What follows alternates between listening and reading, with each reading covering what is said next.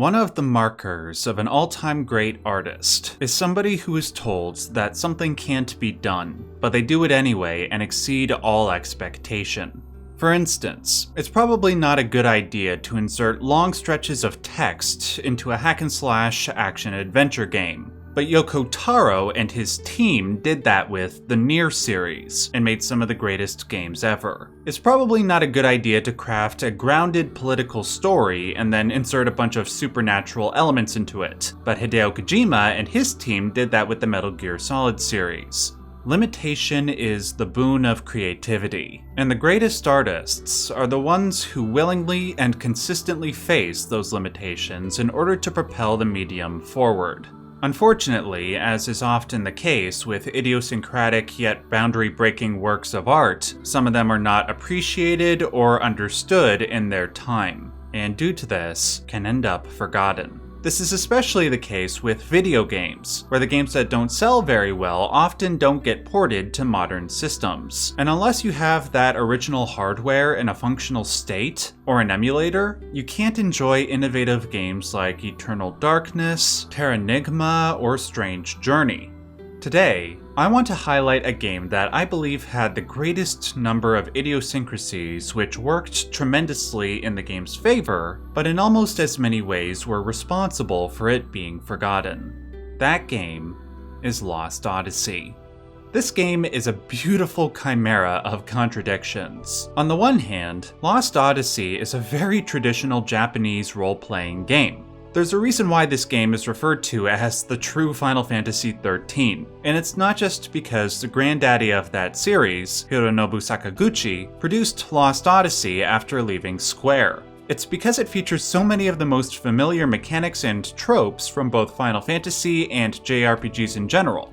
Even I, somebody who only started playing JRPGs a few years ago, can easily point them out. An amnesiac protagonist, check. The merging of magic and machinery, check. Micromanaging skills and equipment, check. A stupid prison escape sequence, well, don't get me wrong, the prison escape sequence in Final Fantasy VIII is great. It's how they initially leave their cell in both games that's stupid. Yet despite these and other orthodox elements, the gameplay and story in Lost Odyssey feel tremendously fresh, and it's all due to the influence of one primary factor.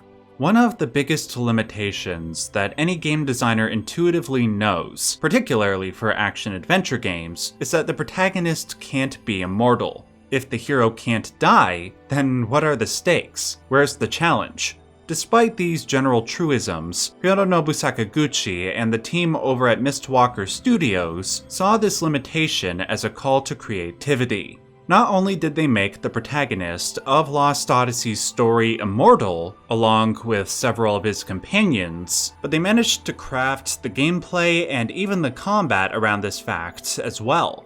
And in doing so, they crafted one of the most unique, emotional video games I've ever played, despite all its familiar elements. Where many fantasy stories might feature the elixir of immortality as the reprieve from a long journey filled with pain and anxiety, Lost Odyssey treats the concept of immortality as morally neutral, something that can either be a blessing or the most hellish curse, depending on the person you are and how you would contend with it.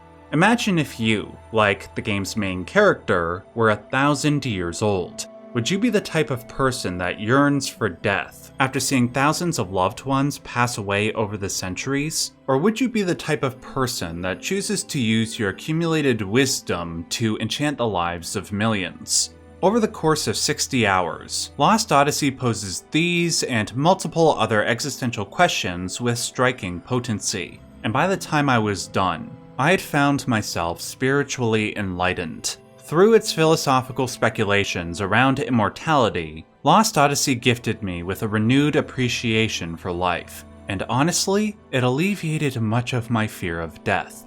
And today, I'm going to explain why. Two quick things before I get started. First, I'm happy to say that this video contains no major story spoilers, so you can watch the entire video safely if you have never played Lost Odyssey. Second, I will kindly ask that if you end up liking this video, remember to hit that like button. That helps me out a lot. Now, before I get into my analysis of the game itself, it would serve us well to look into the development history of Lost Odyssey, because doing so will help us to better understand why I say that it is one of the most underrated games ever made.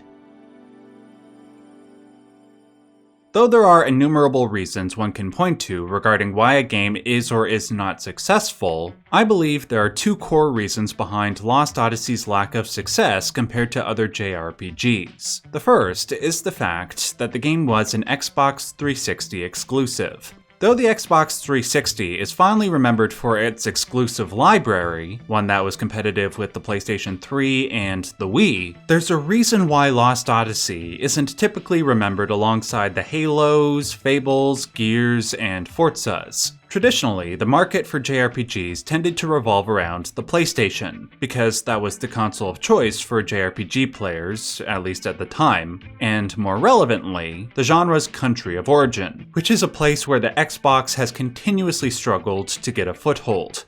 In defense of Lost Odyssey and Microsoft, however, there was reason behind their strategy. During the first couple of years following the Xbox 360 and PS3's release, there was an infinitesimal number of JRPGs on either system compared to the previous generation. So to have the creator of Final Fantasy produce not only Lost Odyssey, but Blue Dragon before that as Xbox exclusives, would theoretically incentivize the Japanese market to buy Xboxes so they could get their next-gen JRPG fix. To their credit, roughly 2.3 million Xboxes of any generation have been sold in Japan, and the Xbox 360 made up roughly 70% of that total, with Blue Dragon being the fourth best-selling game in Japan on that system. Unfortunately, those sales were not enough to compete with the PS3, which sold roughly 10 million units total in Japan. And compared to Blue Dragon's sales, Lost Odyssey appears to have sold only half as much. Ultimately, while the initial strategy seemed sound, making Lost Odyssey an Xbox 360 exclusive killed its reach, not only during that console's lifetime, but long after.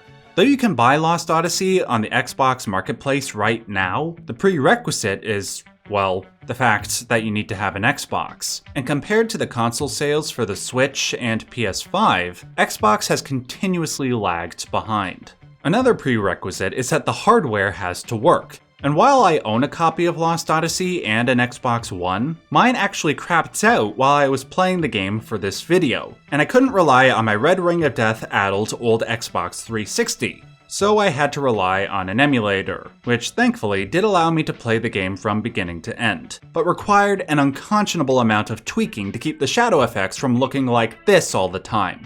Though I lucked out, the amount of effort and money that the average gamer would need to spend to legally play Lost Odyssey is just not worth it. Frankly, no game is worth that expense. I believe that if it were to be ported to the PC and modern consoles now, it would be the perfect time to do so. And the main reason why, ironically, also happens to be the reason why I think it didn't do so well back when it was released. The second core reason why Lost Odyssey wasn't as successful was because, as I said at the beginning, it is in many ways a very traditional JRPG. Though the game reviewed generally very well at the time, one of the more consistent complaints was that many of its gameplay systems were largely derivative. I have my disagreements with that sentiment, which I will get to in a moment, but it isn't an unreasonable criticism. First, the game has a timed button press system which, while well implemented, was something we have seen in prior games like Final Fantasy VIII, Super Mario RPG, and The Legend of Dragoon. Its skill system, where you attain skills from items that you equip, is a blatant copy of the system from Final Fantasy IX. And the dungeons you go through are mostly old-fashioned linear experiences, where you'll have the occasional slight 10-second detour off the main path which will reveal a secret item and you fight a boss at the end. The impact of this old-school approach varied wildly amongst reviewers, though most felt that it didn't impact their overall experience too harshly. There was nonetheless a universal recognition of the lack of experimentation that was seen in its contemporaries. Games like Persona 3, Eternal Sonata, or even Final Fantasy XII. If you're the type of JRPG gamer that favors evolving gameplay mechanics above everything, then I can easily see why a game like Lost Odyssey would seem unappealing, but more so at the time. Now though, I believe Lost Odyssey would be served very well by a re-release and/or a remaster.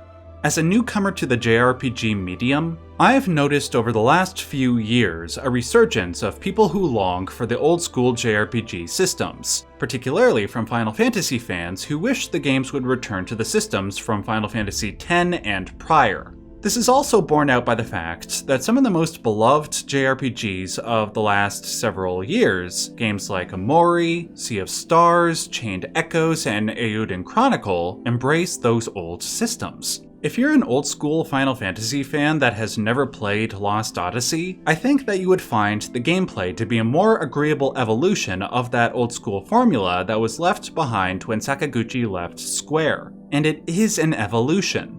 Though it is partially true that many of its gameplay systems are very familiar, it was somewhat disingenuous for some reviewers to say that there aren't new and enjoyable elements. My favorite aspect of Lost Odyssey's combat and progression system is that there is virtually no need to grind. Though there can be enjoyment in grinding combat encounters to create highly specific builds in JRPGs, and I should know I'm one of those guys that likes FF8's junction system, I did appreciate playing a game that took a break from that.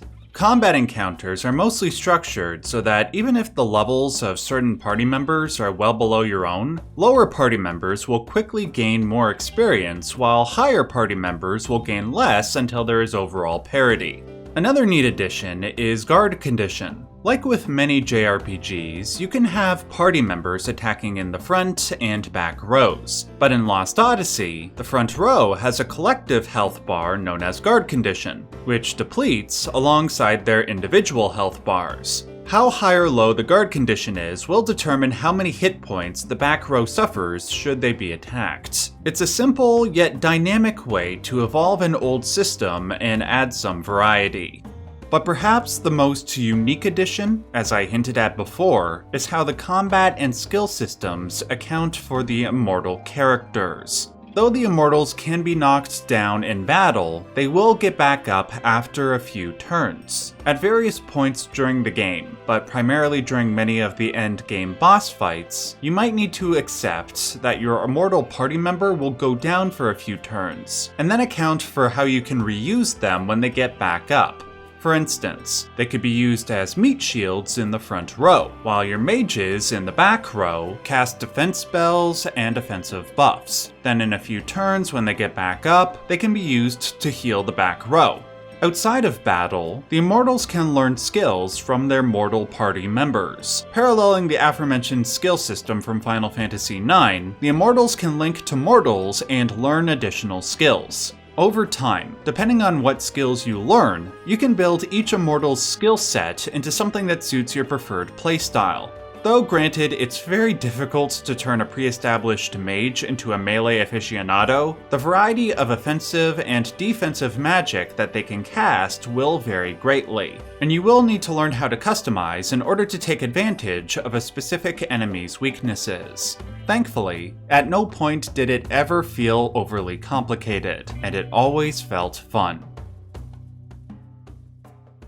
Though I personally found Lost Odyssey's gameplay to be strong throughout, it nonetheless pales in comparison to what every fan of the game agrees is its most memorable asset, its story. The thing is, though, while I and many others would argue that the story is transcendently good, it somehow accomplishes this feat despite, honestly, having a myriad of problems. This goes back to what I said before about Lost Odyssey having somewhat of a contradictory identity. The main villain in Lost Odyssey is bafflingly one-dimensional. And with its power, I shall control the world! The story's central romance is completely unbelievable, and though a lot of the dialogue and the performances are really good, a lot of it can also feel cheesy and cartoonish at times. No, the Grand Staff should not be in the hands of those simple-minded fools in Ura. We Numarans should control it. Then we can use it to maintain peace. Despite these and other problems, however, I can easily forgive all of them because of the incomparably strong execution of Lost Odyssey's central premise and its unique narrative style. The story centers around an immortal man named Kaim, who has lived 1,000 years and has spent the majority of that time fighting as a mercenary for various nations. Recently, however, he lost all of his memories for reasons unknown. Progressively over the course of the game, he encounters various sights that allow him to regain these memories. Some of these memories come in the form of visual flashbacks, but the vast majority of them take the form of unlockable short stories. Remember what I said before about how the Nier series had long stretches of text thrown in the middle of the games? Well, Lost Odyssey did it 3 years prior. When people say that Lost Odyssey has an incredible story, what they are generally referring to are these short stories about Kaim's past, alongside a handful of other stories about the other immortal characters. That's not to say that there aren't great, emotionally compelling moments in the main plot, but what makes the overall story so memorable and uniquely structured is the way these short stories consistently accentuate the main plot and its theme of immortality. To give you an idea of how powerful these stories are, one need look no further than the man who wrote the stories, Kiyoshi Shigematsu, and their English translator, Professor J. Rubin. The former is one of the best-selling and highly regarded authors in Japan. The latter is best known for a couple of things. First and foremost is that Rubin is the English translator behind the works of Haruki Murakami, who is arguably the world's most famous Japanese author. The second thing, however, is Rubin's opposition to violent video games. When he was approached by Microsoft to translate the short stories for Lost Odyssey, this was his initial reaction. Quote, "I thought there was no chance in hell I was going to add to the world's supply of senseless violence. But when he read Shigematsu's short stories, he was so taken aback by their quality and their anti-war message that he was, quote, convinced that he should sell out immediately." It cannot be overstated just how well written these short stories are. The prose is concise and simple, reminiscent of Ernest Hemingway's style, but nonetheless manages to contain dense philosophical and emotional subtext. Each time you finish one of these stories, you cannot help but try to empathize with Kaim, to try and understand what it would be like to witness thousands of years of humanity at its best and worst. These attempts to understand, to penetrate through his stone-faced, stoic exterior, carry with you as you traverse the world. As Nobuo Uematsu's immaculate melancholic musical score plays in the background, the player will be lulled into a reflective mindset, comparable to what one might experience when playing other deeply emotional games, like when riding your horse through long stretches of barren landscape in Shadow of the Colossus, or flying alone through space in Outer Wilds. Though neither you nor I will get anywhere close to understanding Kaim's state of mind, you will feel grateful for sharing in a piece of it, and equally grateful that it's just a piece. To quote H.P. Lovecraft, "The most merciful thing in the world, I think, is the inability of the human mind to correlate all its contents." Certainly, such a quote is exponentially true for the man who has lived a millennium. Where so many other JRPG protagonists are amnesiacs that do everything they can to regain their memories, Kaim sticks out as one of the few who, understandably, would sometimes rather forget. This brings us to the central question that underlies Lost Odyssey. Would eternal life be a blessing or a curse? I think if you were to ask the typical person who has played Lost Odyssey, they would understandably say that the game suggests that death is something that shouldn't be feared, but embraced as a necessary part of life. Granted, eternal life would theoretically numb many of the anxieties that plague our daily existence. The need for food and shelter, the need for money to buy both those things, and most importantly, the need for more time to ensure our lives are well lived and full of meaning.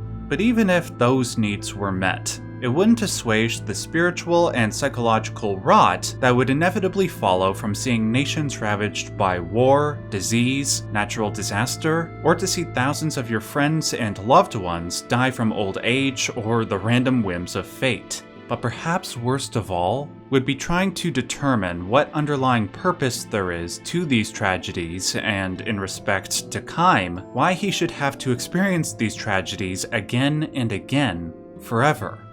To give you an idea of the prison that Kaim finds himself in, I do want to cite a couple of the short stories. Before I do, note that these do not spoil anything from the game's main plot, but they do contain a few minor spoilers for a handful of these short stories. If you do not want to hear any of this, please skip forward to this time code that you see on screen now. You have been warned. In one of the game's shortest short stories, titled In the Mind of a Captive, Kaim finds himself in prison. Of all the pains that he has experienced over a millennium, he finds this to be the worst, because it reminds him of his existential burden. Quote, "The true torture that prison inflicts on a man is neither to rob him of his freedom nor to force him to experience loneliness. The real punishment is having to live where nothing ever moves in your field of view, and time never flows. By being in prison, his internal state is made manifest, which he finds so intolerable that he throws himself repeatedly against the bars of his cell. He does this knowing that it will cause him great physical pain. And he does this knowing that it will provoke the guards to take him to a nearby torture room where he will endure even worse punishment. But to Kaim, all of that is preferable to stagnancy, to the physical reminder of his inner predicament. By experiencing pain, he can at least feel alive. But can one feel truly alive if there is no possibility of death? Death would be an escape from the prison, to break free of all limitation, anxiety, and that all-consuming question of why am I here? And yet, no matter what Kaim does, his flesh holds him forever captive. It's for this and many other reasons outlined in Lost Odyssey's story that I and many others have been able to make peace with death, to accept it as a necessary part of life. Outside of the aforementioned Outer Wilds, I've never encountered a piece of media that was as successful in this regard. That said, I do push back on those that say that Lost Odyssey paints eternal life as purely a curse. In fact, I would argue that the game does everything it can to paint the concept as ambiguous, as a matter of one's individual attitude towards the value of life. Though Kaim has experienced more tragedy than any single living being should ever have to endure, it is also true that Kaim has accumulated an incomparable amount of wisdom and compassion during that time. One story, titled Beyond the Wall, illustrates this fact very well. The story can be read as an analog to the real-life demolition of the Berlin Wall, for it too features the tearing down of a wall separating two civilizations bound by opposing ideologies. In the story, two sides that have been propagandized to hate each other for so long are finally coming together. But that does not mean that everybody is happy about it. A young boy named Yaguno has dedicated his entire life and sense of identity to hating the other side, and is having difficulty accepting this new state of affairs. Kaim, however, confronts the boy regarding his prejudices in a calm, constructive manner, and through his time-tested wisdom, convinces the boy to see the humanity in those he once considered enemies. Though Kaim has likely prayed for death several times before this, he lived to play a very important part in this young man's life. Who is to say that Kaim should have died before this moment? Both the short stories and the main plot force you to confront that question numerous times, because even though 1,000 years of sadness and loneliness have wrecked Kaim's soul, there are just as many moments where Kaim's continued existence is not only rewarded with unexpected joy, but his presence enchants the lives of others in the most meaningful ways. His frequent experiences with death enable him to bring peace and comfort to those on death's door. He uses the skills he has garnered from centuries on the battlefield to provide incomparably effective protection to the weak and vulnerable. Even in smaller ways, like helping somebody push a sled up a hill, or bringing a fragile yet beautiful flower to a child and making their day, none of that would have happened without Kaim and his immortal burden. Though life arguably never got easier for him, he found meaning in making it easier for others, enough to sustain him for 1,000 years. It was a bold gamble to not only build a video game story around an immortal protagonist, but also require players to read lengthy passages of text to fully appreciate its narrative grandeur. While I believe it wildly succeeded from an artistic standpoint, it's hard to say that it worked universally. The reason why is because all of the short stories can be completely ignored if the player wishes. And for a lot of people that grew up with the game, that's exactly what they did for obvious reasons. This is unfortunate because, as I said before, the main plot of Lost Odyssey, while solid, does have a number of issues if experienced on its own. But if you experience the main story with the short stories in tandem, it not only renders several of those issues as irrelevant, it becomes one of the best, most spiritually fulfilling stories in the history of the medium, and one that I will be thinking about for decades to come. Now, it is high time that more people experience this story for themselves. Due to this game's inaccessibility, I will be leaving a tutorial on how to emulate it, as well as how to enhance it in the description box below. Special thanks to Dream Boom for the emulation tutorial and to Blitz for showing how to fix additional technical problems. Finally, I want to conclude this video on a personal note. When my wife and I started dating a few years ago, we both recommended each other 5 games that we felt the other desperately needed to play. Those 5 games were Final Fantasy X, Eternal Darkness, Nier Replicant, Digital Devil Saga, and Lost Odyssey. I have now officially completed all of those games, and my life is so much better for it. Thank you, sweetheart. Until my next video, remember as always and as per usual, stay yellow.